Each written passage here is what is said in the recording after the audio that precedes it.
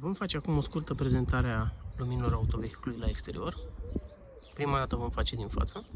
După cum se vede, nu funcționează nicio lumină, adică blocul de lumini este pe treapta 0. Dacă răsucim la următoarea treaptă, pe auto, avem un senzor care detectează dacă este zi sau dacă este noapte. Și dacă este zi, se aprinde acest LED, lumină de zi se numește, care funcționează tot timpul, sau dacă senzorul detectează că e noapte, se aprind luminile de întâlnire.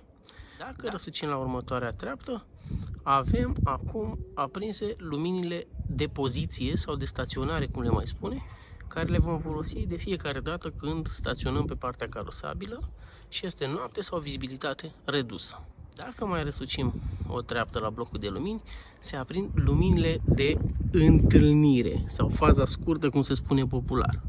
Aceste lumini le folosim în mai multe situații. Noaptea pe orice categorie de drum, iar ziua avem 3 situații când le folosim.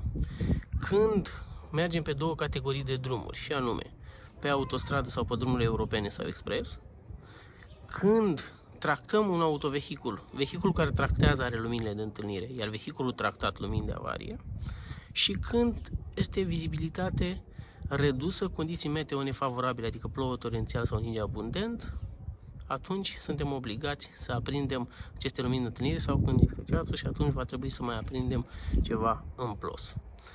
Următoarea treaptă a luminilor este lumina de drum, adică faza lungă, cum o cunoaște toată lumea, și aceasta o folosim ori de câte ori este necesar pe un drum neiluminat și suntem singuri pe acolo. Mai avem și flash-urile, care le folosim de fiecare dată când ne apropiem de o intersecție nedirijată pentru a atenționa ceilalți participanți la trafic când ne apropiem. Următoarea treaptă a blocului de lumini sunt luminile de ceață sau proiectoarele, cele galbene de jos, care le aprindem, atenție, numai când este ceață. Da? Și atunci vom aprinde și lumina de ceață din spate, dar vom discuta când prezentăm luminile din spate.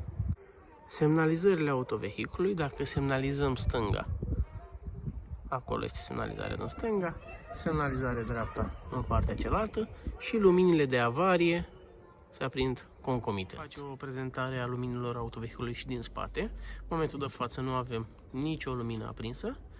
Dacă punem contactul și avem ori pe auto, dacă este noapte, pe lumini de staționare sau poziție, pe lumini de întâlnire sau lumini de drum, doar aceste lumini se aprind, după cum le vedem.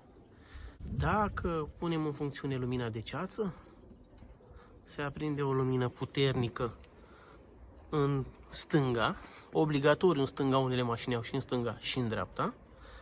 Luminile pe marșalier se aprind în stânga și în dreapta, la fel este obligatoriu în stânga, dar pot fi și în stânga și în dreapta, cum avem noi. La noi s-a ridicat și camera.